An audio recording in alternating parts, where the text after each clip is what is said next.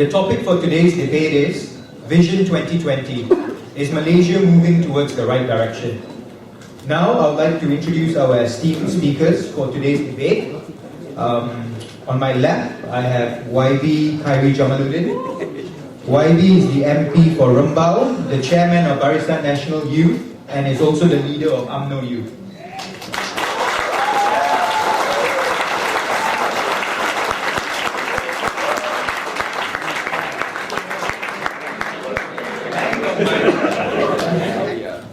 On my right, we have Encik Rafizi Ramli, who is the CEO of the Selangor Economic Advisory Office and is also the Director of Strategies for PKI.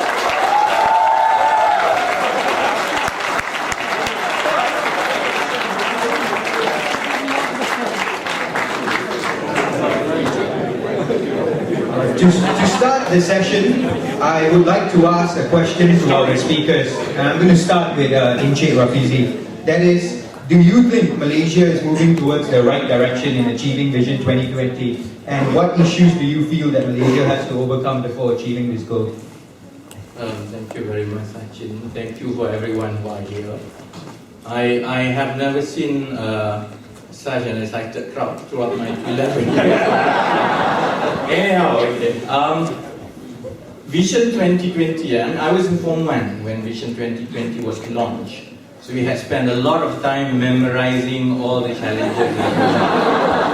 There was a lot of debate competition, essay competition. So I consider myself, regardless of the fact that we are in Pakatan now, I consider myself to be very lucky because my generation grew up knowing where we were heading as a country. And for that, I think with Marina here, I think the credit should be given to Tun Mahathir. No matter how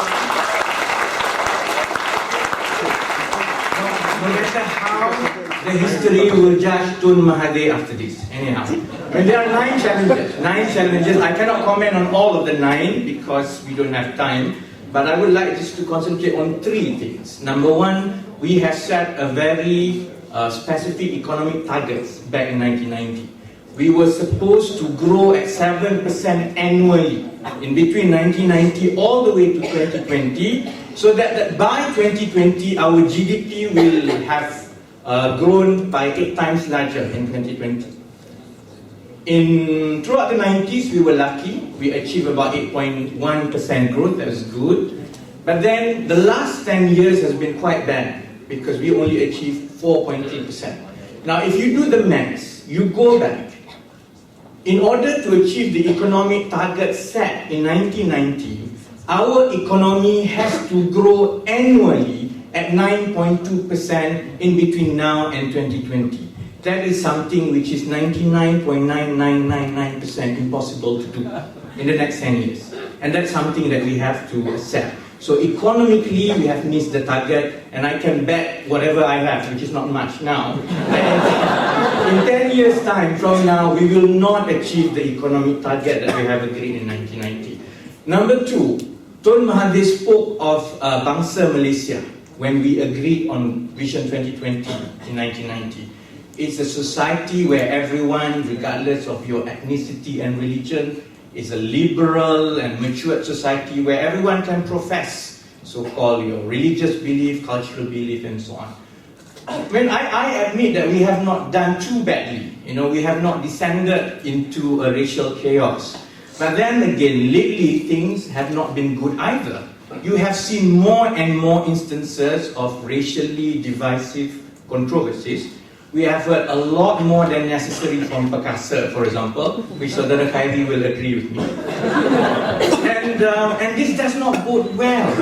And then I think what is most worrying is when you have a deputy prime minister who openly speak against Bangsa Malaysia.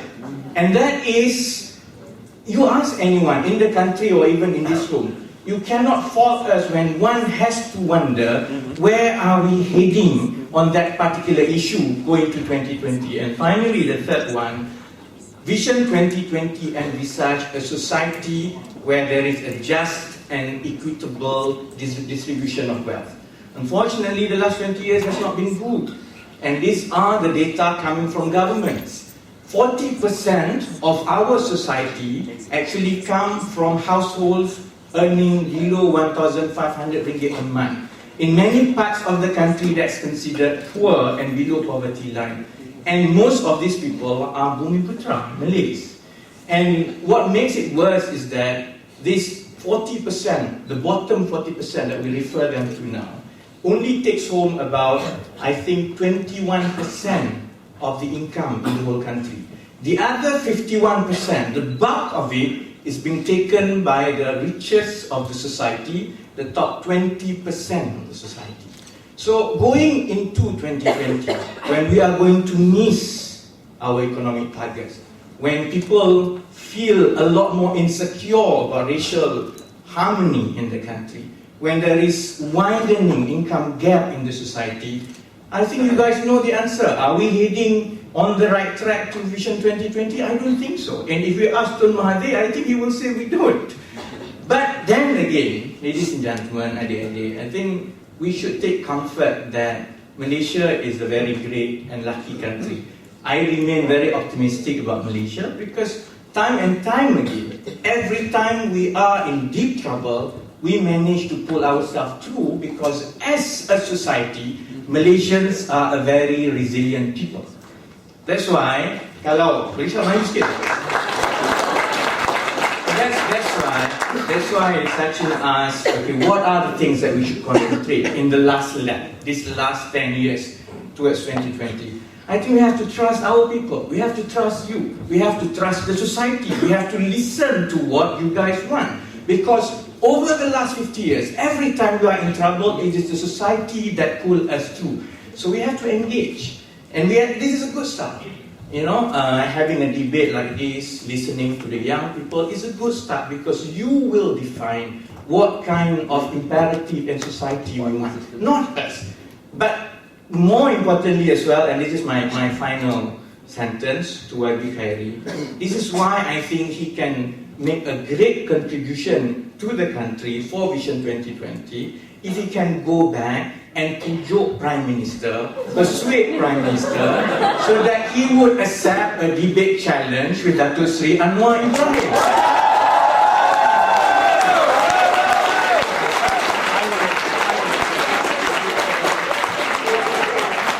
Okay, we will see now. Okay, so I stop there. I will give it back to Sachin. Thank you very much. YB, the floor is all yours. Thank you very much. Thank you very much, Sachin. Thank you very much, ladies and gentlemen. This is Rafizi and my first date. This first date has been long coming, and I'm glad that it's finally here in London. He's wearing such a nice sweater, Gadilan colors. We're looking good, looking good. Anyway, the question was whether or not we're headed in the right direction.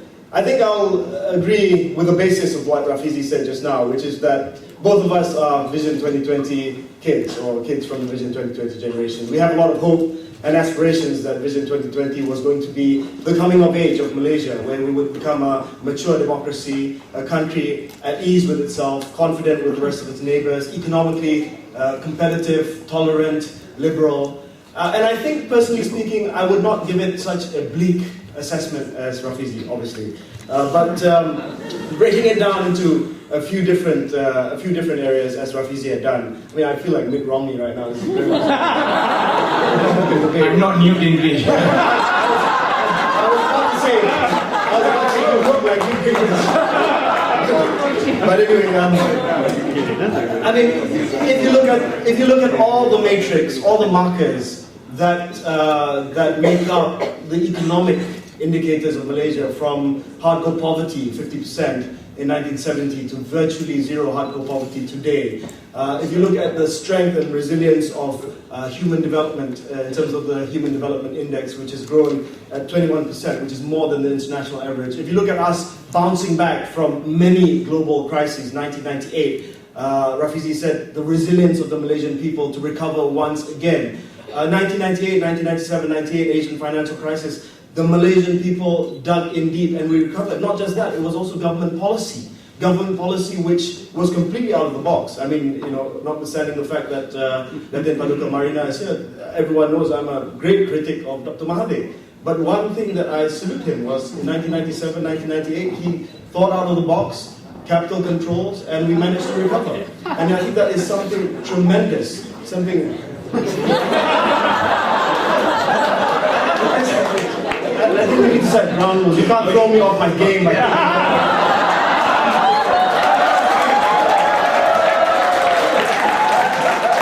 Unintentionally. I'm in full flight on Dr. Mahathir.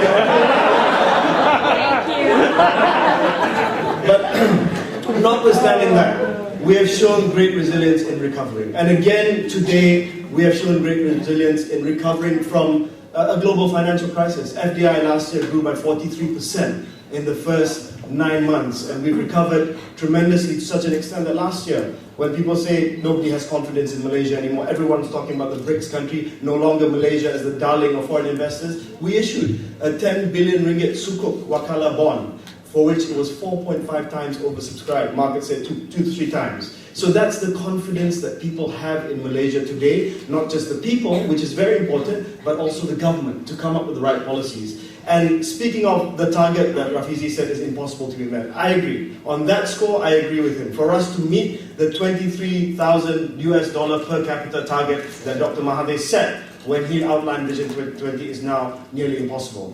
For that to have been achieved, we would have had to grow 8% per annum. But all of you know that 8% per annum growth is just simply impossible to conceive for a country like Malaysia, apart from maybe China in this day and age. You grow at 6%, 5%, we're projecting to grow 5.5%. We need 6% if we are going to meet the new target, which is under the Economic Transformation Program, which is 6%, so that we can get to $15,000 per capita GNI. So in terms of the new target, we have a clear vision. The ETP with its various entry point projects, business opportunities, 65 EPPs are off the ground, almost 400,000 new jobs have been created over the last year. So you can see that the government has repositioned us over the last year, over the last 2 years, so that we're more focused. There are more niche areas. We're just not just looking at trying to be good at everything economically, but trying to focus, trying to have a competitive edge.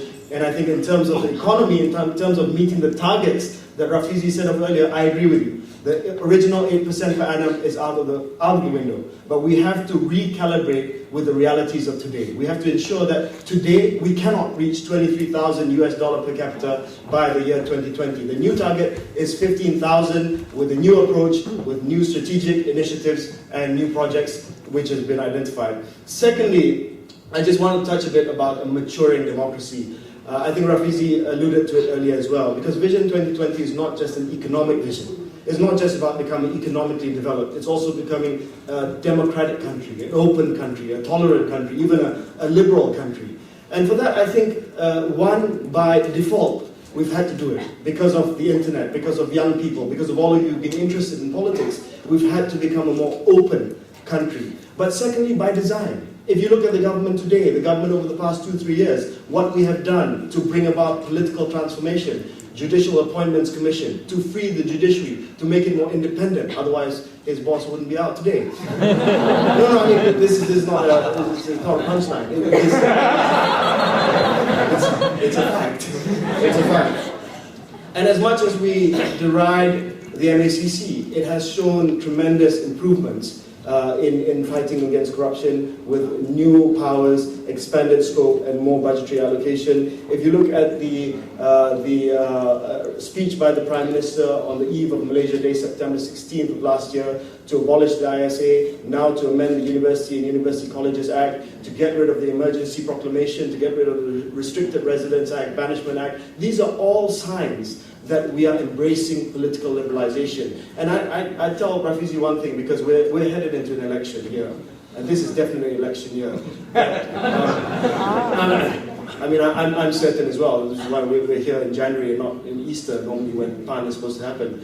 Not that I know when the election is going to take place. I didn't just give it away, I don't know.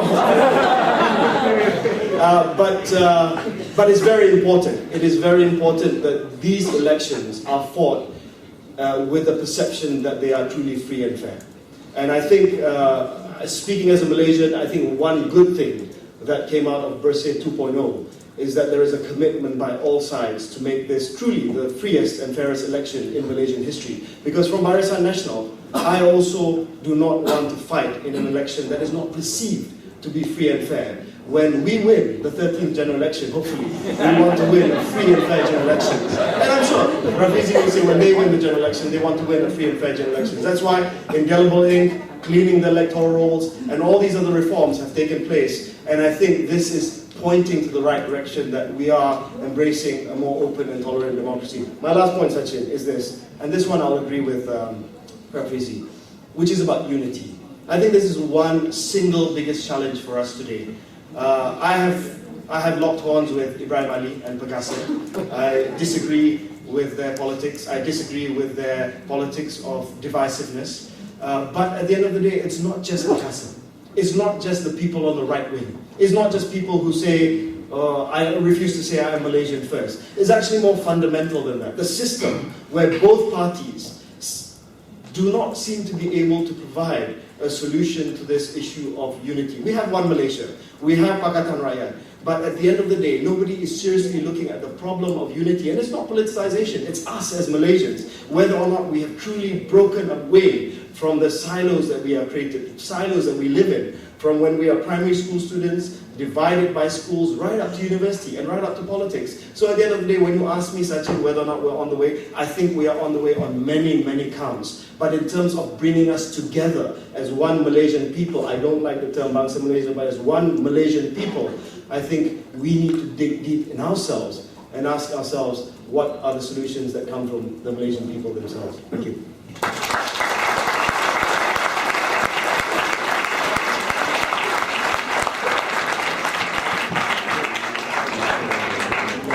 Thank you, YB. Before I proceed, I'll just, on your note earlier, YB, I would just like to get a response from Encik Rafizi.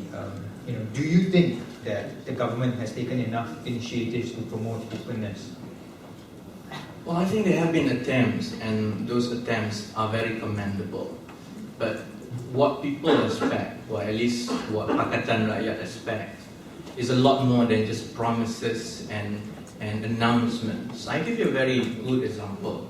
On 16 September last year, we were nearly paralyzed because we've lived on the platform to abolish ISA for so many years. And you have the Prime Minister coming forward and say ISA will be abolished. It was a good news, it was good news, well accepted. Only to be sort of tapered down 2 weeks later with another announcement that there will be 2 replacement acts that will still allow for detention without trial. You can judge by yourself whether it's much different ISA or 2 new laws. As long as it allows detention without trial, to us is ISA in a different clothing. So, but my point is, that's the point. Datuk Sri Najib seems to be taking heat from the people. It's as if he understands and listens, but he doesn't have the decisiveness and leadership to do what is necessary and say, I know there are a lot of grumbling within UMNO, I know that there are conservative elements within Barisan Nasional who cannot imagine a freer and more open Malaysia. But for the sake of the country, for the sake of your generation who would inherit, I'm considered old by now, by today's generation, I think. You want openness, you want to have more discourses, and you want to make sure these restrictive laws, ISA, Printing Press Act, AUPU, all these have to be eliminated and repealed, not to be replaced. So while he has been trying good, I think people want to see a lot more on the delivery and not just the promises. YB, your take on this? Yeah, let me just reply to that. Rafizi said that we were paralyzed 16th of September last year by the announcement of the ISA. I think it was an earth-shattering announcement, actually, in terms of its scope, its reach, and its significance. And my answer to Saudara Rafizi is very simple. If we do not repeal the ISA in March, when the parliamentary sitting opens, when Parliament opens for its first sitting, then we are walking into this election without fulfilling one of the most important promises that the Prime Minister has laid out. Now, Rafizi's point just now was that it's going to be replaced by something else, as if to say that, oh, you replace the ISA with something else, which is equally draconian, which is equally bad. I think we in Barisan Nasional understand that if we replace old wine with new wine that's just the same, that's equally draconian, that's equally repressive, we are going to lose a huge chunk of the electorate, a huge chunk of the young votes that are going to vote at the next election. So what we're going to do, what we're trying to do, is we're trying to come up with a legislation that will enable us to fight targeted threats. And by this, I don't mean the ISA. The ISA is a catch-all. The ISA, I am against the ISA because I don't like the fact that the ISA can arrest anybody that is deemed to be subversive or prejudicial against national security. So what we want to do is we want to tighten it. The sort of discussions that we've been taking place amongst at least Barisan Nasional MPs and the Home Ministry, we've been trying to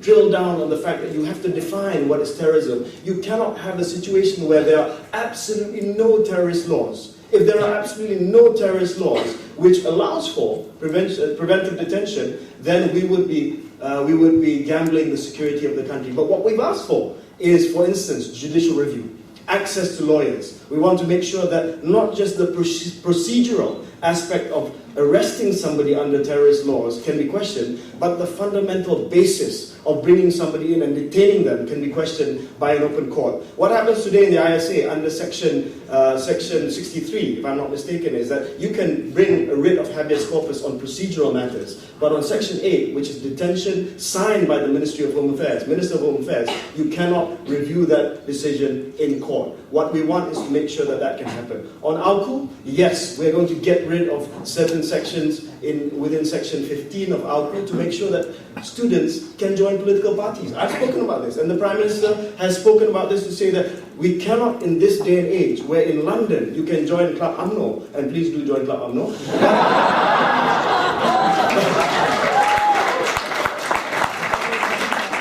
When you go back to Malaysia, if you're a student in one of the IPTAs, public universities in Malaysia, you cannot become a member of a political party. We've said that. We've said you cannot have this anymore. We must embrace change. So, with all due respect to Rafizi, it's not just rhetoric. This is for real. If we don't do it, if we don't walk the walk, then we are going to pay for it at the next general elections. And so, one last point about open debate, because this is related to the topic of democracy. Rafizi said, please tell the Prime Minister to have an open debate with Datuk Seri Anwar. I'll bring back your message to Datuk Seri Anwar. So I had an open debate with Rafizi, dia pakai sweater keadilan.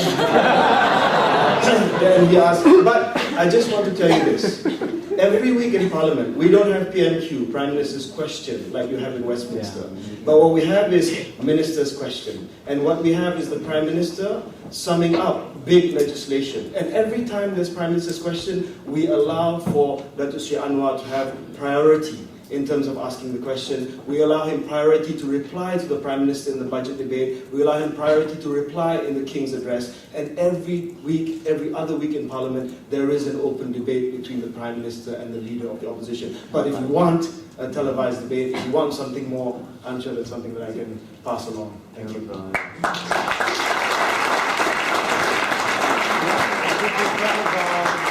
Alright, great. So moving on to the next part of our debate, YD Khairi and Encik Rafizi will both have the chance to ask one another a question on any topic.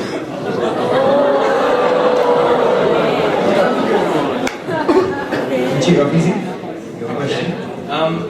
Well, it's jolly good to hear everything that YD Khairi says. I wish you are the Home Minister. I wish you are.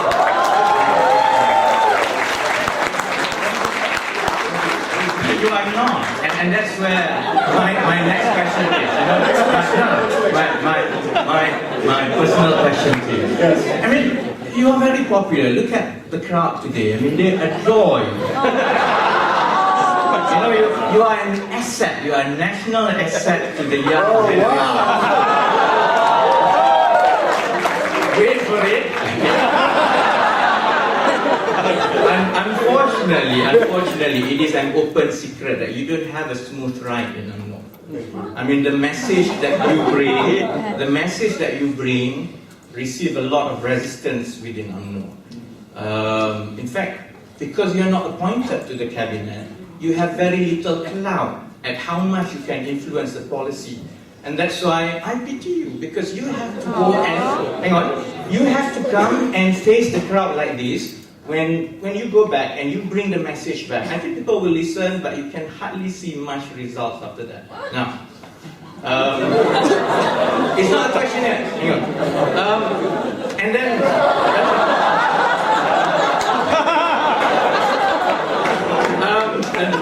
Datuk Malina is also an open secret that your relationship with Tun Mahathir is rather controversial, to say the least. So my question is, with all these obstacles, with all the potential that contribution you can make to the society and to the younger generation, have you ever thought about perhaps it is better you find a better home in Pakatan Rakyat?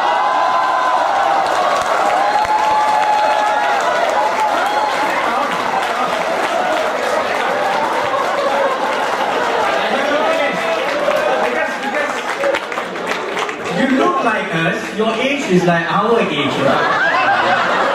And most of the time you sound like us.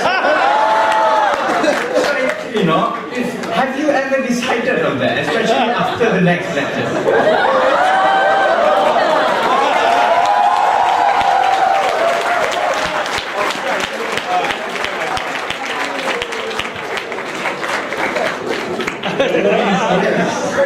Thank you very much, Rafizi. I mean, I sound like you, I look like you.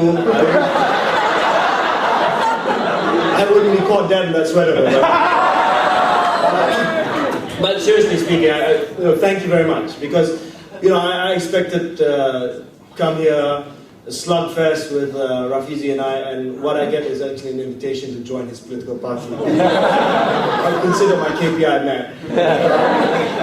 But having said that, serious point. Having said that, it's I always get this, you are Ketua Pemuda, but you're nothing, no post. What are you doing there? I believe in a reform mission within my party. I don't think it's wrong to have a reform and reformist view within UMNO and Barisan Nasional. I don't think everybody who thinks of themselves as a reformist needs to shift political parties, go into Pakatan Rakyat, of which there are many problems with the opposition.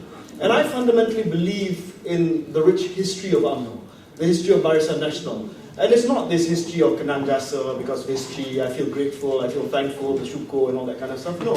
But because I believe that beneath all the excesses and weaknesses that we see today, of which there are many, I still think that this is the best alternative for Malaysia. I still think that this is the best choice and option there is for Malaysia. And if Rafizi tells me, you have no impact on policy at all, you have no influence at all, look at the reforms that are being taken place today that I spoke of earlier. Abolishing the ISA, letting students free to choose their political party, making sure that Printing and Publications Act are amended, coming up with a minimum wage, fighting against subsidy reduction, albeit on the short term. All these things are policy positions that I have taken as Ketua Pemuda UMNO Malaysia, yang komai,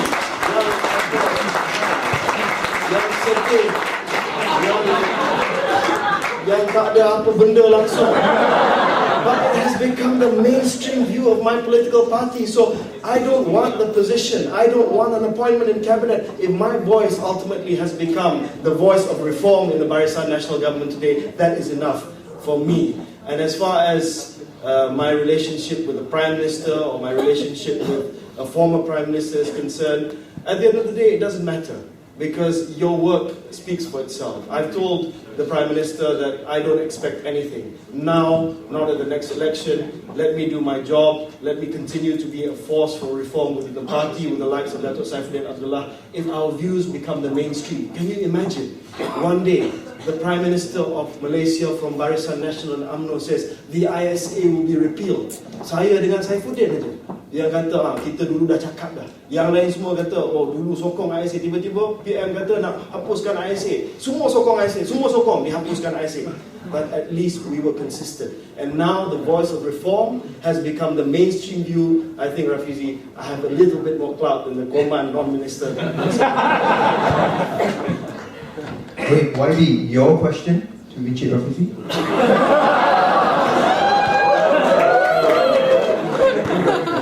No, seriously, when did you buy the sweater?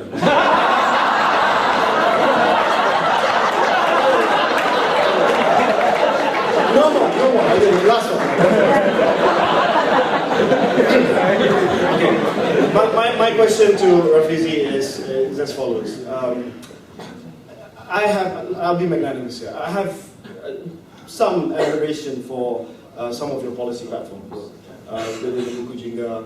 But one question that I, not as an opponent, but as a Malaysian would like to ask, I'm sure on behalf of other Malaysians as well, is how solid is your union?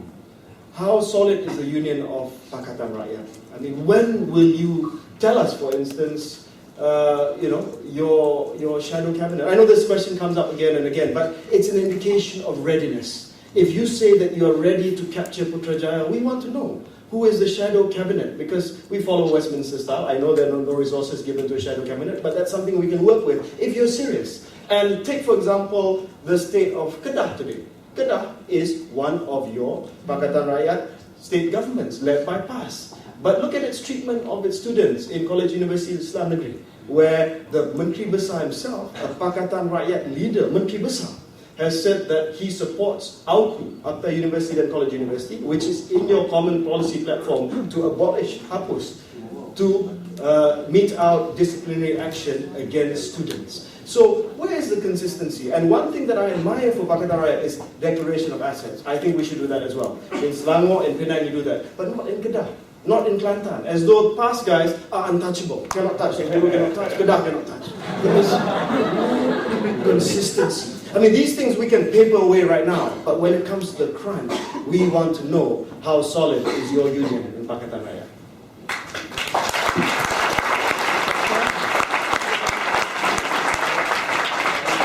I will not answer the sweater question. Anyhow, let's start from Kedah. I think YB asked about assets declaration in Kedah and Kelantan. I think it's coming, but you guys don't have to worry, because unlike Penang and Selangor, those two states are quite poor. So I don't think with the track record so far, I think there is less concern. But nevertheless, I think I agree with you.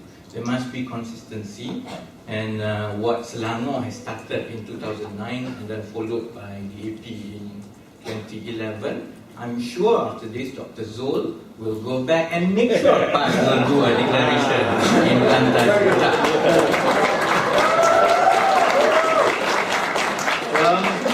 When you asked about how strong is the union, so to speak, the political union in Pakatan Rakyat, it's the question that people have asked over and over again that I think we memorize the answer. But I don't want to give the political answer. I just want to speak from the heart. I think what most people forget, it is as if Pakatan Rakyat, the cooperation of the three parties, only took place after 2008. That's not right.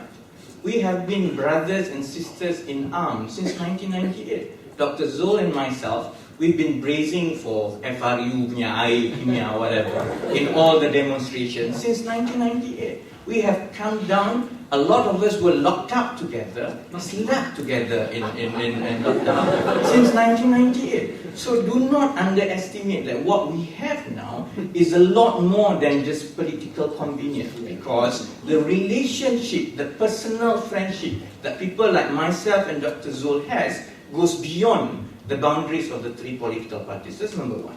Number two, if people question about our union or political ideology, I think Barisan has a lot to answer, because unlike Barisan Nasional, Pakatan Rakyat actually have a signed and very clear declaration of the policies that we will adhere to. We actually have a constitution. What we launched in 2009 as Common Policy Platform. You can go and have access to it. It has full information and full policies of all the major areas and policies in the country. We can ask Barisan Nasional whether they have that. They don't. They don't. What they have is a 50 years of track record of haphazard and so many policies brought together under the banner of political development. That's what you have in Barisan Nasional. That's why when they are facing crisis after 2008, they could not give a coherent answer in the same way that Pakatan Rakyat can give, because we have a boundary. We have a constitution. We have a set of policies that we have agreed. In 2010, after the Common Policy Platform was agreed in 2009, in 2010 we launched Buku Jingga. What is Buku Jingga? It is a set of programs by which we will transform and implement the policies that we have agreed in the Common Policy Platform. People are very clear now, if you were to vote for Pakatan Rakyat in the next election, what difference on the ground in your daily life that you will get within the 100 days of us taking power. You can ask Barisan Nasional. All they have is just a set of government policies that were built on 50 years of track record, but not a policy document that really binds the three political parties. So I think on that score, I think as much as Wabi Khairi is a lot more optimistic and positive about his clout within BN and UMNO, we are as optimistic and even more confident that Pakatan Rakyat that you see now will stay for the next 2-3 generations, at least until I reach 60. I'm quite confident of that. Because my generation is the generation of reformasi who have subscribed to this ideal and that the country needs reform. It goes beyond the three political parties. So that's why lately when YB Khairi pointed out about the policy differences, for example in Ampu, unlike in Barisan Nasional where you only have people like YB Khairi and YB Saifuddin Abdullah, and credit to them, who will speak against the establishment, in Pakatan Rakyat, you see a chorus of opposition to Tan Sri Azizan. You know, people from PAS. In fact, the lawyer who is representing the 5 students in the court is actually Hanifah Maidin, Central Committee member of PAS, taking a very clear policy position against the Menteri Besar of PAS. Why we don't so-called intervene? We try to intervene, but there are processes where you cannot go to your Prime Minister and say, I don't like that and that person, can you please replace him from cabinet and put me in? You can't do that. Likewise, we can't do that as well. We can't go to the Tan Sri Azizan and say, okay, you are out, please do this. There are channels and processes, government processes, policy processes that we have to do. How do we do it? We have the monthly meeting of Presidential Council, Pakatan Rakyat Presidential Councils, where policies are set, where things like this are discussed.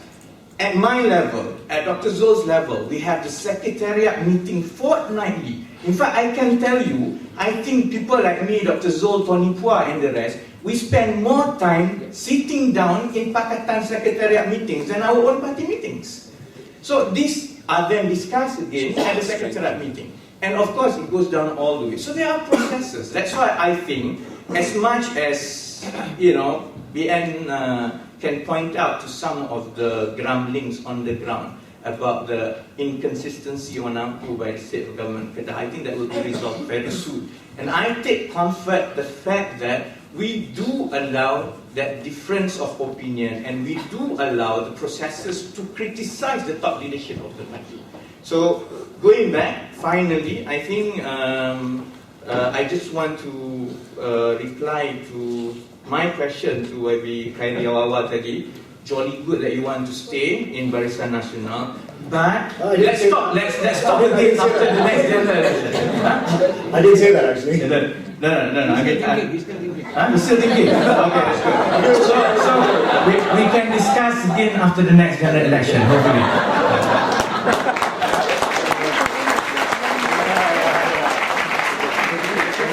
YB, quick 1 minute reply if you want before we open the session to the floor. Yeah, I mean, I don't want to prolong this, but just a very, very quick rebuttal.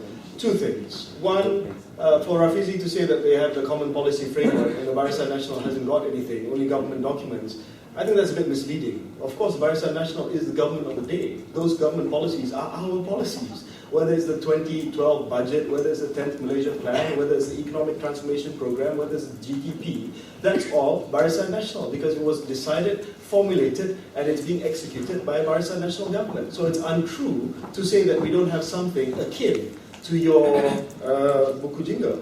Now, and the second point is, I appreciate the fact that they're trying to resolve this thing, Kedah state government, and that there are voices of dissent within Pakatan Rakyat, but it is instructive. This is not a question of processes to be observed and to be respected. It is instructive that a Menteri Besar of Pakatan Rakyat, a senior official within Pakatan Rakyat, has not internalized the buku jingga. To him, it's okay to use the AUKU. You would assume that if they have this common policy framework, this spirit of brotherhood, this fraternity born of reformasi, that within themselves, they would not even dare to use the AUKU. But then his initial instinct, Tan Sri Azizan, Dato' Sri Azizan, Menteri Besar of Kedah, is use the AUKU, justify it, defend it, even though that's against your common policy framework.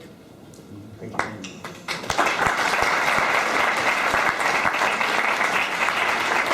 Alright, so we've heard questions from the floor. Now it's time for our fellow students to ask their questions.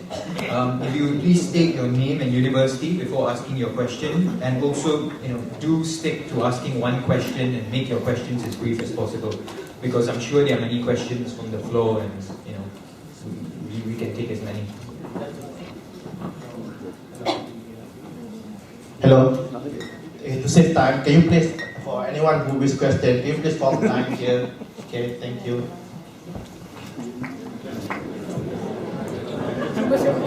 And what we'll be doing is we'll be taking 3 questions at a time. So. Right. Hello, everyone. My name is Yilin. I'm from King's and I'm reading law. Right, I have 2 questions actually. I hope that's okay because it's a really short one. Make it really short. Yeah, right. Okay, my first question is to both YB Khairy and also Rafizi Ramli. Moving towards 2020, do you think that the recently passed Public Assembly Bill is a hindrance to forming a democratic society? And another one is, with changes in public policy, every time we have a new Prime Minister, where you could see when Pak La came into power, it was Islam Hadari, and now with Dato' Sri Najib, it's One Malaysia. Do you think that Vision 2020 has not been given the same priority as it was during Tun Mahathir's government? Thank you. Hi, my name is Afza. I'm from the University of Westminster. I would like to share with you a quote from Tun Rahman, and he says that the spirit of cooperation and concord is living proof of the desire that we share for a common destiny. And it's nice to see that both of you agree with each other and admire each other. My question is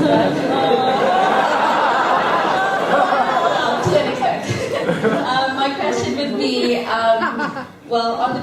his speech is on the basis of unity. Would you say that you would prioritize, since you said that Vision 2020 seems a bit unrealistic, would you prioritize unity and reform the Vision 2020 rather than work towards an unrealistic goal?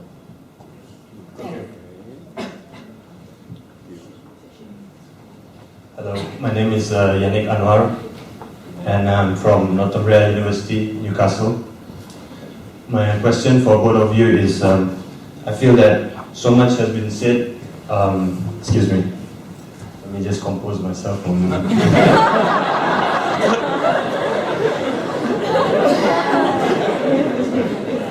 I feel that so much has been said in terms of Peninsula Malaysia.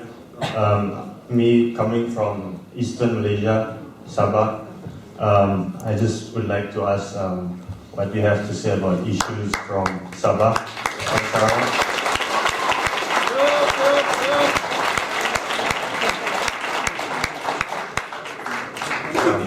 In particular with regards to the phantom voters and in particular with regards to the illegal immigrant issue. Thank you.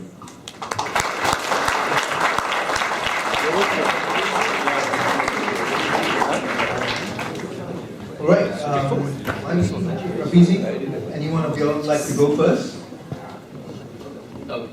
Okay, I'll make it short. I think Liling asked about Public Assembly Bill. Our position on this is well known. We are totally opposed to it because it is another jelmaan of one bill to another. We government speak about allowing for giving the space to the public to express. Unfortunately, the Public Assembly Bill actually, in our opinion, will curtail even more so. For example, first and foremost, street protest is not allowed. It's a big conundrum where you say that people can express themselves, but there is no street protest. And if you go in details of all the requirements, and I can say this because I was one of the 5 people involved negotiating with the police for the 9th January. When they start going through the Public Assembly Bill's requirements, I think the only place yang kita orang we can gather is actually atas Gunung Jerai. Because, for example, we cannot gather within 500 meters of public amenities. That includes fire hydrant, that includes library, fire hydrants ada di mana-mana tau. It's true, and malls and so on.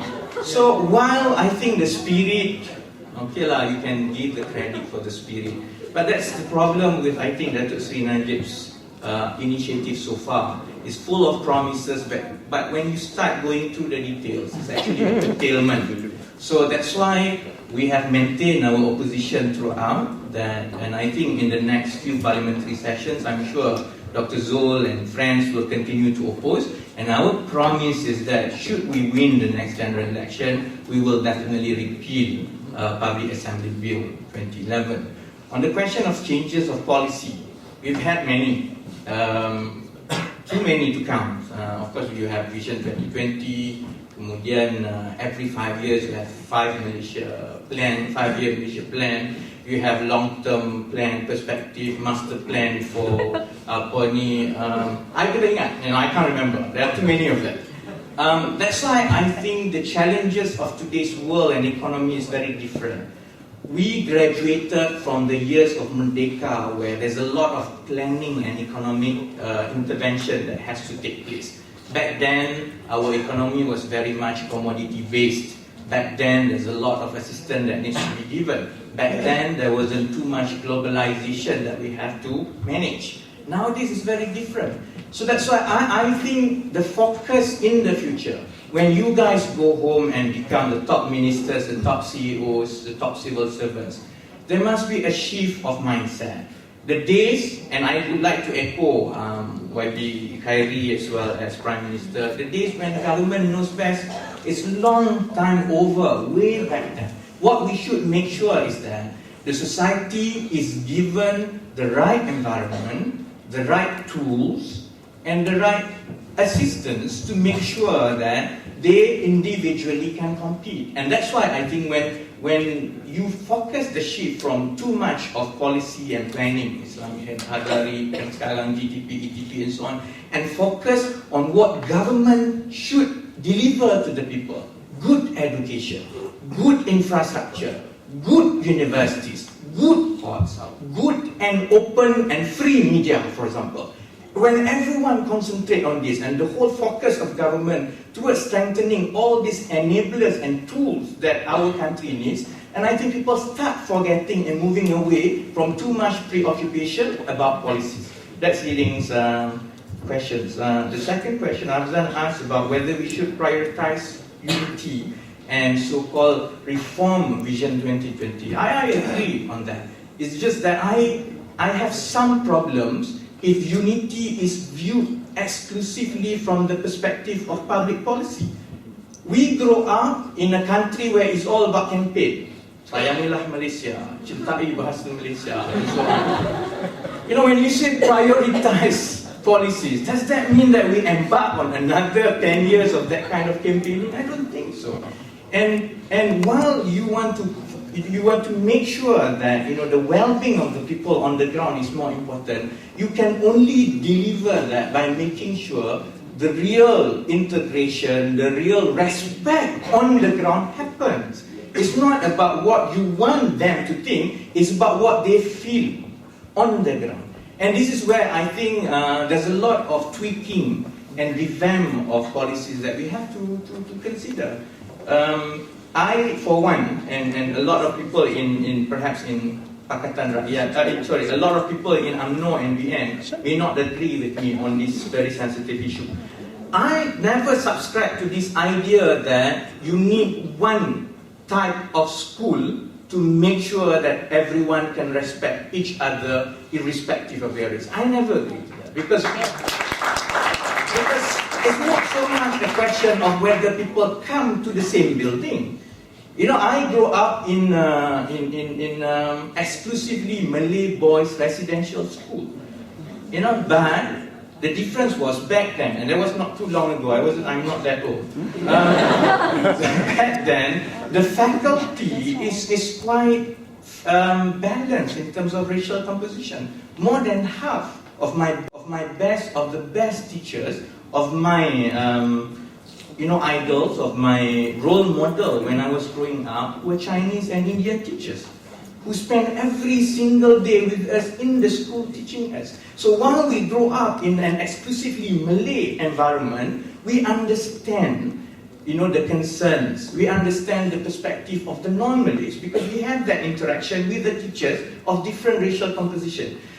I don't think it's by default I don't think it's by planning that you see now in schools, you see a lot more polarization in terms of teaching faculty. Partly because it's quite difficult to get people of different races to go and become teachers. You see that most of the teaching faculty now, especially in Sekolah Kebangsaan, are mostly Malays, for example. I think that is a lot less, I think the focus should be on that. That is a lot more detrimental to national unity than arguing about we need to close vernacular school, we need to have only one type of school. Because if you make sure that these kids from a very young age have that interaction and most importantly, understanding of the concerns from each other, and I think you can forget about reprioritizing Vision 2020 to put unity first here and there. Those are all on the paper. What matters is what you guys go through in university in UK now. I don't think you really differentiate between a Chinese, an Indian and a Malay. People from Imperial will be so proud that they are from Imperial. Doesn't matter. I remember that.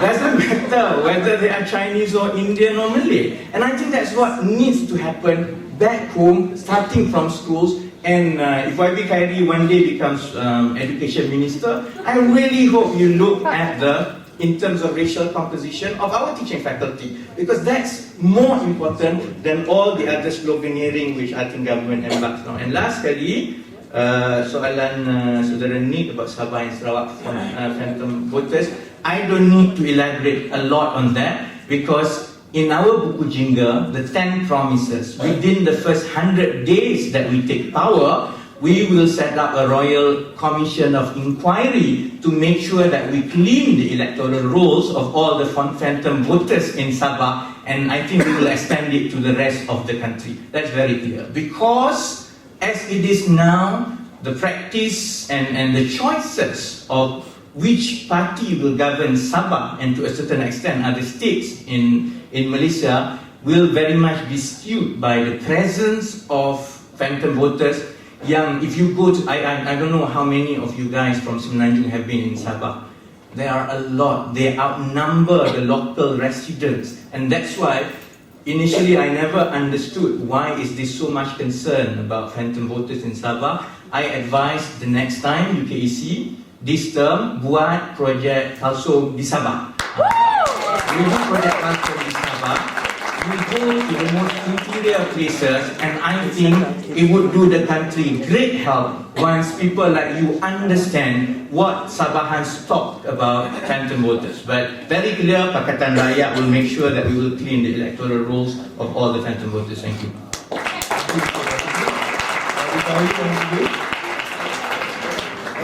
Thank you for the questions. Thank you, Rafizi, for once again giving me another portfolio, Education Minister. First was Home Minister, now Education Minister. I think we'll be Prime Minister by the end of the day.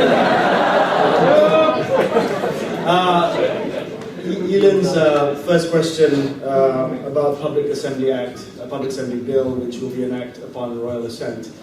There are serious weaknesses to this piece of legislation. I voted for it in Parliament for two reasons. One, because of government whip. Secondly, because I think it's still an improvement on the existing Police Act, which we got rid of. But as Rafizi said, there are some comical characteristics of this act that needs to be changed, and I hope will be changed in the future. Public procession, for instance, is not allowed. And I've argued in Supreme Council of UMNO. I said, look, most demonstrations have an element of public procession. If you are afraid of public procession, then train the police to deal with public procession. Don't use the argument, oh, there were riots in London which people couldn't take care of, that's why we can't have demonstrations and processions. I said this is a Cold War explanation for a very 21st century problem and aspiration. You cannot use that argument anymore. But I am heartened by the fact that the police, notwithstanding the Public Assembly, Peaceful Assembly Act or Bill, acted the way they did on the 9th of January. I know Rafizi spent a lot of time negotiating with the police, but that is the policing of the future, where they allowed them to move from one point to another point. There was no police manhandling, there was no police brutality, there was even facilitation of the demonstration. And I think when the police, which is a key stakeholder in terms of demonstration, public processions, once they are comfortable with crowd control, then I think we will be able to amend this act so that it's much, much free in the future. You have to remember, the police in Malaysia, just like any other country of that particular geographical location, are very used to a Cold War mentality. For them, riot control is not merely riot control. It is also about dealing with subversives in the crowd. That is the institutional thinking of the Royal Malaysian Police, which has been dealing with communist threat, etc., from the past. I'm not justifying the current act, I'm just telling you how they think, their institutional mentality. And I think it was an eye-opener on the 9th of January that they could handle a crowd in the way they did. The results came out. The supporters of Pakatan Rakyat were very happy, and the police facilitated them from moving from the court complex to the Wilayah Persekutuan Mosque. If that is the spirit of the act, then I think that we have nothing to worry about, and I'm sure, personally speaking, I would support an amendment of the act in Parliament in the future. And it's instructive also, ladies and gentlemen, hold your applause, that in terms of conviction, this is an important point, yeah? You fight something right till the end. When this thing was tabled in Parliament, when it came to voting, all of us from Barisan Nasional, even me, didn't agree 100% with the act, with the legislation, with the bill. I stayed to vote. Pakatan Rakyat, which were up in arms against this act, supported the Bar Council marching on Parliament to oppose this draconian act. They couldn't even be bothered to stay in Parliament. They walked out of Parliament. And at the end of the day, people want to see that conviction of you staying and voting against something you disagree with. Second point, different PMs, Vision 2020 not giving attention. I would disagree. I mean, of course, each PM comes in with their signature motive, their signature slogan, it's One Malaysia now. But the overarching aim has always been this vision, this mission that we want to become this country coming of age in 2020, proud, developed, open, liberal, tolerant, and I don't think that that's gone anywhere. So I think notwithstanding everything, if you look at all the official documents, it's still rooted to that fundamental goal, which is Vision 2020. The question we have to all ask ourselves is that once it's 2020, in 8 years, what do we do? I mean, it's the end of the story. No, it's not. We have to come up with something else. So I don't think that different PMs take away from the Vision 2020. And if you look at the 9 challenges, I'm not going to say it out loud right now, because I can't remember offhand, because it's been a while, but it is very, very open. It is very, I mean, I'm not saying that it's vague. It's open in the sense that it provides us with a strategic direction. It doesn't drill down on specifics. Yes, there was an income target in the speech, but not beyond that. Liberal, open, tolerant society, maturing democracy, caring society. These are overarching aims, motherhood, universal statements, which I think we still hold firm today. Afzan's question about unity and reform, I just want to answer that by departing from what Rafizi said just now about one school. I'll make my story very short. Rafizi is lucky. He went to all boys boarding school. I'm guessing it's Malay College, Kuala Kangsar. I mean, you know, it's one of the premier schools, still one of the premier schools. I have nothing against it. My late father was MCKK student. But it's unusual to have that texture, that cosmopolitanism of teachers teaching in other schools as well. So my story has been this, is that we are growing up in silos, and I'm not faulting the national school system, different streams, but I'm just saying, think about it. Malay kid goes to Sekolah Kebangsaan Kampung, doesn't see a Chinese kid, goes to MRSM, doesn't see a Chinese kid, goes to Jordan to study Arabic or to study Sharia studies, doesn't see a Chinese student, comes back, works government department, religious department, doesn't see a Chinese kid. Chinese kid, same thing, goes to Sekolah Jenis Kebangsaan, no Malay kid, one goes JKC yang tak ada pelajar Melayu, goes to Chinese independent school, doesn't see a Malay kid, goes to Taiwan for his tertiary education, comes back, doesn't see a Malay kid, joins a private sector company, accountant, no Malay inside. I wasn't taking anything. But the point is this siloification, silos, parallel lines, they don't meet forever. Schools, yes, I agree, Rafizi, it's not the end-all and be-all solution to this problem, but we have to tackle this problem. What have we done in the past? Sekolah Wawasan, not really worked. PLKN, I'm a big critic of PLKN. I've sat on the governing board of the National Service Council. 3 months of your life, 18 years old. How the hell are you supposed to come up with national unity in 3 months? It's impossible. Impossible. There are other policy programs which I supported. For instance, RIMO, Rancangan Integrasi Murid untuk Kepaduan. From first standard 1 to standard 6, schools, Sekolah Kebangsaan, Sekolah Cina, Sekolah India, nearby, they do co-curricular activities together every single day. And yet last year, when I fought for it in Parliament, National Service got 560 million ringgit. And this remote program, which sees kids growing up every day, doing football, doing sports, doing drama every day, Chinese schools, Indian schools, national schools, got 2.5 billion ringgit. I said, there's something wrong. You have a much better program, and yet you can't get there. I said, we will only think about doing away with national type schools, vernacular schools, only if there's a referendum. Not a heavy hand of government, but only if the Malaysian people say, look, one way of breaking the silos is to have one school, everyone must agree. Only then we can have it. Otherwise, we seriously need to look at this problem because we are not growing up together. And after we grow up, what do? We join government departments, almost 100% Malay. Private sector company, Chinese owned, almost 100% Chinese. And then we go back, what do? Switch on Astro. Malay switch on Drama Melayu. Chinese switch on Walatoy. You are already silofying everything. Whole life is silo. Next question about Sabah and Sarawak. In terms of development, we have channeled a lot to Sabah and Sarawak for the 10th Malaysian Plan. The number of roads, the kilometre stretch of roads that we're building for Sabah and Sarawak is as much as Peninsular Malaysia. I, myself, as a Member of Parliament for Peninsula, I say, if you want to give more money to Sarawak and Sabah, go ahead, because that's where the priority lies. And personally speaking, this is not me speaking from a party position, but personally speaking, I also want to make sure that there are no phantom voters. I agree that there should be an independent commission to look at this, because also, coming back to my point earlier, we do not want to win an election where they say, we only want it because of the phantom voters from Sabah and Sarawak. We want to make sure that it's a clean election. That is our commitment, at least my commitment, to all of you from the younger generation. So we'll just leave it at that. Thank you very much.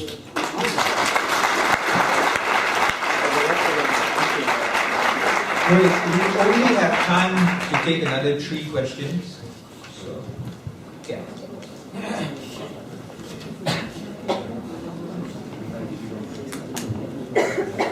Assalamualaikum and good evening. I am Hanis from Dublin Business School. I have a question regarding the amendment of AKU, which will allow the participation of students in the politics. I was curious about, will there be any restriction on the participation, and how does the amendment will affect the Malaysian to achieve Vision 2020? That's all. Thank you. Thank you. Okay, Assalamualaikum warahmatullahi wabarakatuh. I am Muhammad Adib from Dublin Business School too. Regarding, correct me if I'm wrong, but I've learned Irish taxation system and also Malaysian taxation system. And once I arrived in Ireland, I was like, wow, I'm proud to be Malaysian. When I knew that taxation system in Malaysia is way better than Irish. Sorry to say that, but for example, that RPGT in Malaysia has been revised. So, do you guys think that taxation system in Malaysia is properly levied or and the subsidies given appropriate? That's all. Thank you. Assalamualaikum, my name is Nadira. I'm from University of Bath. My question is to both of you. If you guys are in power, would you give free access to media to everyone? Because as it stands right now, anything which is published for national use is all biased towards one side or another, and it's all with the power of words. Reporters report things that would be on the front cover, and the way things might be worded, although it would mean the same thing, can give different impressions. So if you guys, if any of you are in power, would you give free media access to everyone? Thank you. Thank you for your question. Yeah, thank you. I'll take this one first. We'll take turns. Hanis's question about AUKU amendments. We are going through the process of drafting the new amendments to the Akta University and College University. But as somebody who spoke out against it in Parliament, in my speech at the UMNO General Assembly, I have specifically canvassed the Ministry of Higher Education that there should not be any restrictions to students of local IPTA public universities from joining any political party, whether it is UMNO, PAS, Keadilan, MCA or DAP or any other party. They are free to join the party. And your question whether or not this will affect us from achieving Vision 2020, how so? I think Vision 2020 was born at a time when there was a bit of a trade-off. That was a time of Asian values. So certain rights, liberties and freedoms were put on the back burner, so to speak, at the altar of faster economic growth. But today, if you look at the wording of Vision 2020 to create a mature, open democracy, I don't think we can call ourselves a mature, open democracy if the very students who are going to be the future leaders are denied the freedom and liberty to become part of a political party. And just FYI, for your information, hashtag FYI, if you go to the local universities today, you already know students are supporting the government. You already know the students who are supporting Pakatan Rakyat. It's very clear. When they have their campus elections, ada pro aspirasi kerajaan, ada pro mahasiswa, you can figure out who's supporting whom. So to me, it's not a big deal. Many people say, oh, you can't have this, people become politicized. I say, look, the majority of students couldn't care less about politics anyway. They don't want to be part of the political system. You guys here in this room are a minority. Outside there, thousands of Malaysian students, UK, they couldn't care less. Rafizi and I are here today. Okay? They are apolitical. And don't assume that once you lift the floodgates, everybody wants to be part of a political party. It's not going to happen. I remember the days when I was in university, only very few people joined University Conservative Association, University Labour Club, University Marxist Society, Communist Society, whatever it is. So it's not going to change anything. And this is one famous argument. Oh, kalau bagi dia orang politik, nanti dia orang tak study. Really? I mean, if you become active in politics, does it automatically mean that you're going to flunk out of your course? I don't think so. I think those of you here today will disagree completely. So this whole line of thinking is completely outdated. I can assure you, come March, students in Malaysia will be free to join any political party that they wish. Secondly, question on taxation system. I just only wanted to respond by saying this. I think reforming the tax system in Malaysia is extremely, extremely important. Of course, you said that we have some strengths. I just wanted to say this. Pakatan Rakyat, they have said that they are going to try and find extra revenue from making sure that they can plug leakages and root out corruption. That's true, that's true. In our calculations, if you plug leakages, have better procurement, you can raise government revenue by about 591 million ringgit, give or take. Yeah? That's how much you can squeeze out of the present practice of tenders and open tenders and selected tenders today. But if you talk about tax compliance, direct tax compliance, you can save up to 3.5 billion ringgit. See, so what I'm trying to say is that the tax system is not just something where it's incentive for businesses to invest in Malaysia, but it's actually an important tool for us to increase government revenue going forward. That's why we have to ensure that tax compliance, we have to ensure that we have some form of goods and services or value-added tax or indirect tax. The indirect tax base is broadened so that we free direct taxes from being increased every year, or we can lower personal income tax and corporate tax and we can transfer it to indirect taxes like the GST. We calculated that we can save 20 billion ringgit if we reduce the tax gap from about 20% to 10%, which is the standard for developed countries today. So the taxation system is very important. And the other thing that I debated in Parliament about the tax code today is that the middle class are getting shafted. We must ensure that the top band is changed, because people who are earning about 100,000 ringgit a year are being taxed at the highest marginal tax rate. So we have to change it so that people who are actually earning 100,000, middle class, are exempt. So we have to have a more progressive tax system, and these are things that we are considering actually within Barisan Nasional. Third, free access to media. I think all of us in this room agree. I agree. I'm a Barisan Nasional politician, but I would like to see free access to media. And ultimately, it's the consumers that decide. If you can't be bothered to read the New Straits Times anymore, if you can't be bothered to read Utusan Malaysia anymore, then you vote. You vote with the power of your purchase. That's why we have many new newspapers that are coming up now. Sinar Harian has come up as one of the strongest independent Malay newspapers because it is not seen to be towing any line. But having said that, there must be balance either way. I know the internet is not regulated. I know they can say that, how can you compare Utusan Malaysia to Malaysia Kini, for instance. But then the sentiments are the same. They must be balanced throughout. If I, for example, open up Malaysia Kini or Malaysian Insider, the story is one thing. Tapi kalau baca dia komen tu, dia macam hari kiamat untuk Barisan Nasional. And the same thing if you look at the letters to the editors in Utusan Malaysia. It is like, Anwar is the devil incarnate. So there must be a sense of balance that comes from the maturity of readers as purchasers, as consumers of news, for you to balance out. Yeah? One thing is ownership, the other thing is legislation, the other thing is the readers themselves must make sure that both sides are balanced, not just heavy in internet pro-opposition, heavy in mainstream media pro-government. It doesn't work like that. This binary system of opposition and government in online media and MSM has to stop. Thank you.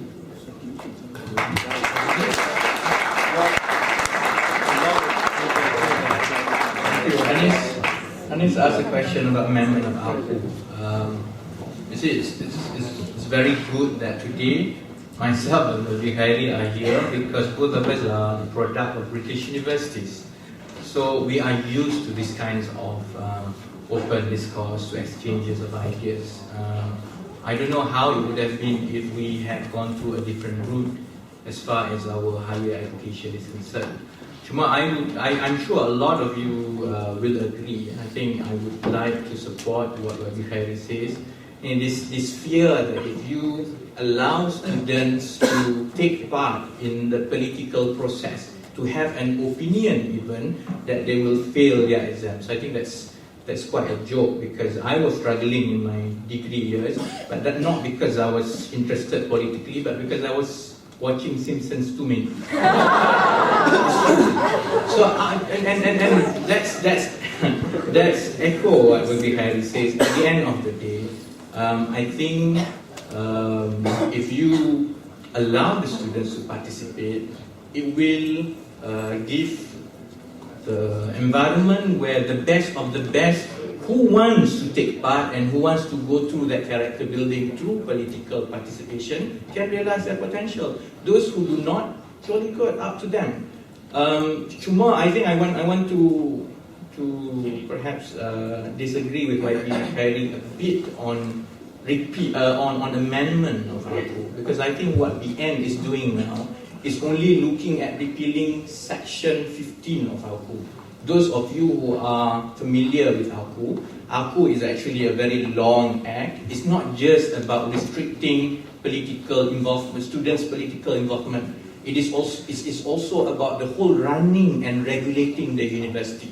When you talk about academic freedom, it is not enough just to allow students to join political parties. What is also as important is to allow the lecturers, the professors to speak their mind so long as it's within their academic expertise and so long. And to me, that's why the debacle when it comes to Professor Aziz Bari is it's symptomatic of what is wrong with our public universities. And it is not just because our students do not participate in politics. It's because the freedom, the ability of our professors and lecturers to say what they feel and therefore in return impart those kind of knowledge to the students is pretty much controlled. They can't.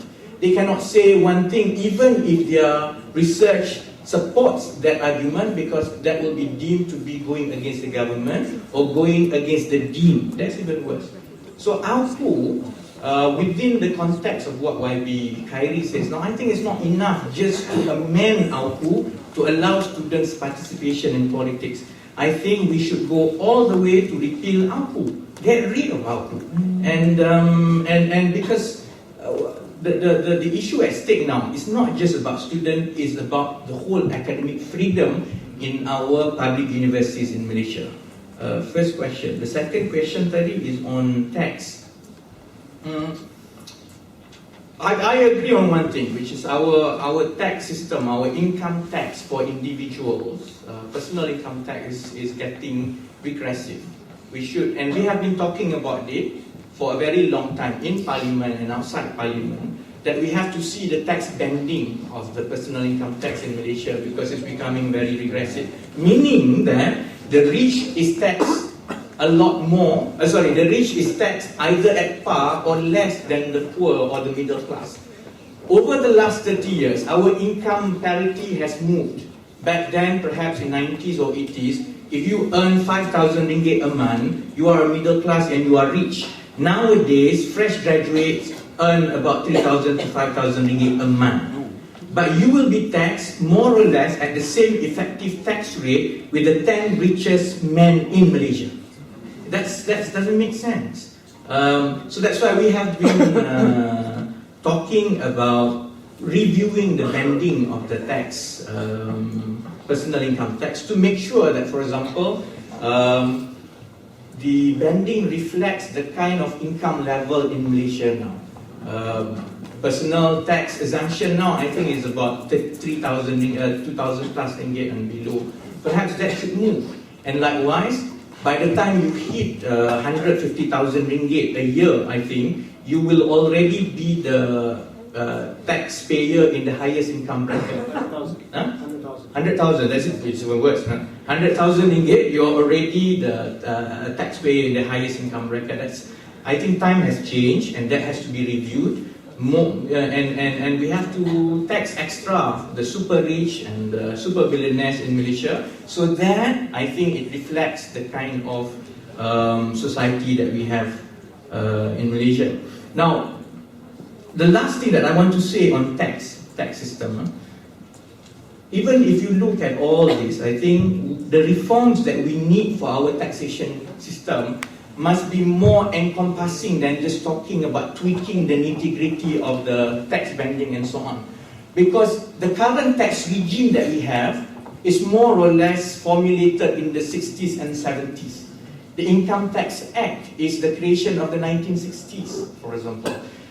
And if you see a lot of cooperation, of incentives given to corporations to invest in Malaysia, these are the creation of the economic and investment liberalization of the early 80s. That's why we offer a lot of pioneer tax status. We offer a lot of tax break. We offer a lot of accelerated capital allowances.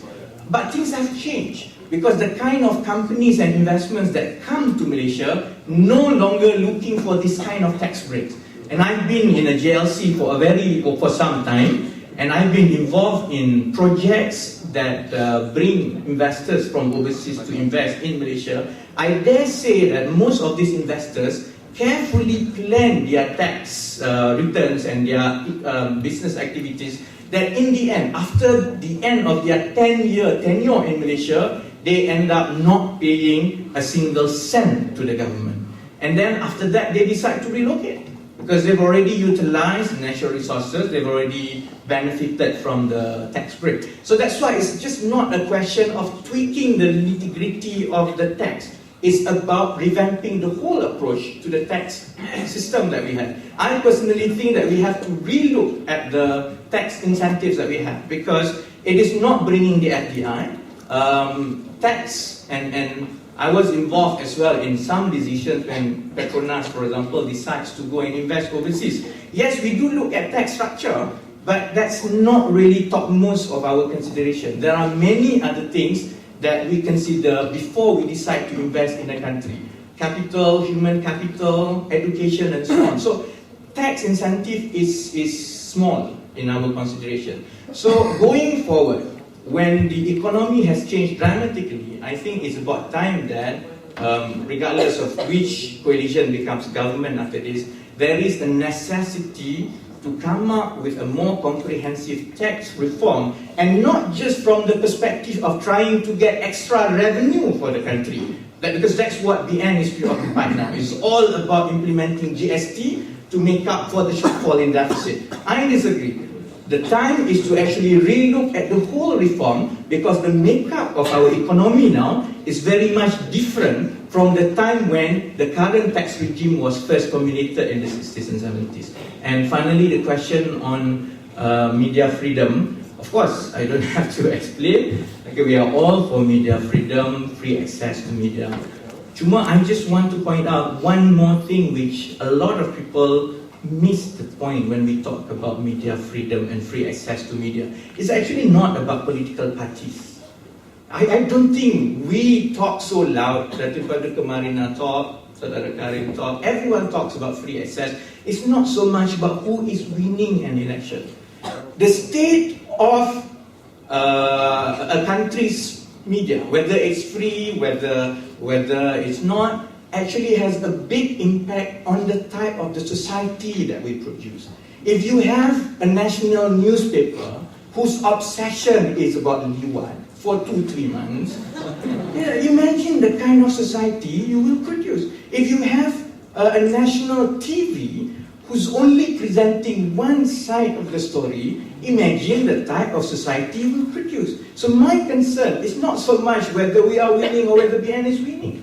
Think about how sophisticated we want our society to become. And trust me, with the type of contained, controlled media that we have now, we are not doing justice to your generation, to younger generation, to some of your children's generation. Because I can't imagine growing up in the type of environment where you only have to believe and you only listen one version, and as if there is a monopoly of truth only from one party. There is no such thing.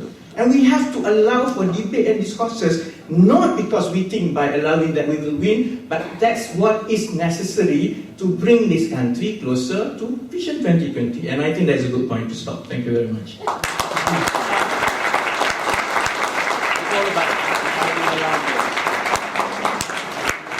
Unfortunately, we're almost running out of time, but before we end the session, I would like to ask our speakers to give their closing remarks on today's topic. We've only got 5 minutes, so if you could ask each speaker to spend 2.5 minutes in their closing remarks, that would be great. Chief Afizi? Don't worry, I'll be very brief. I said that a lot of time before. No, I think it's been a pleasure. Thank you very much for UKEC. I've never been back to UKEC function for the last 13 years. UKEC is very close and dear to me.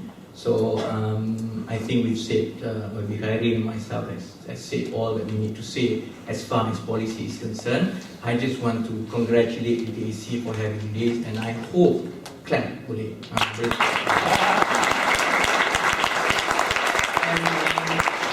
And I hope we have more of this, and I hope all of you, when you go back to the country, it doesn't really matter to me which side you take, whether BN, whether it's Pakatan or whether Parti Sosialis, by all means, but please participate and take side.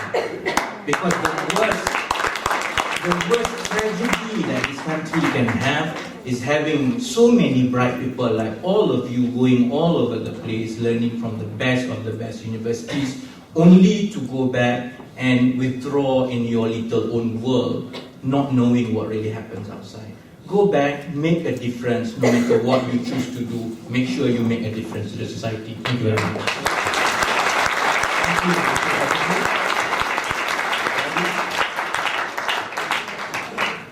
That's it? Yeah. That was your closing statement? Yeah. I was ready with, like a whole slew of points, final punch, but since you become very magnanimous at the end, I think it's only fair for me to also thank all of you. How can I go on when you end it like that? But, thank you very much to the moderator. Thank you to Rafizi for indulging in this. Thank you very much for not mentioning 3 little letters NFC. I'll save that for another one. Thank you to all of you for listening. Rafizi said it's very important for you to go back and get involved. Doesn't matter who you support. I disagree. It matters 100%. You must support Barisan Nasional.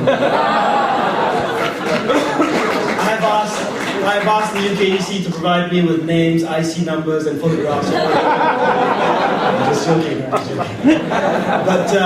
But look, Malaysia's moved on. It's come a long way from the horror stories and whatever you've read about or remember from the past.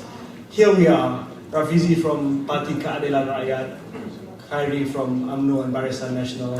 Open debate, open questions. We've gone at it against each other for 1.5 hours. This is the future of Malaysia because ultimately,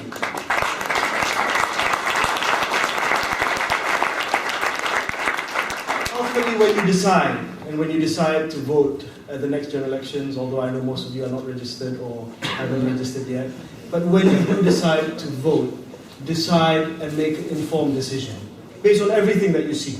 Don't just read Malaysia Kini, don't just read Harakah, don't just read Utusan Malaysia, don't just watch TV3, but watch and read everything and decide yourself. Because I think as a Malaysian, not as a politician, the best thing that we can do for our country is to make an informed choice for the future.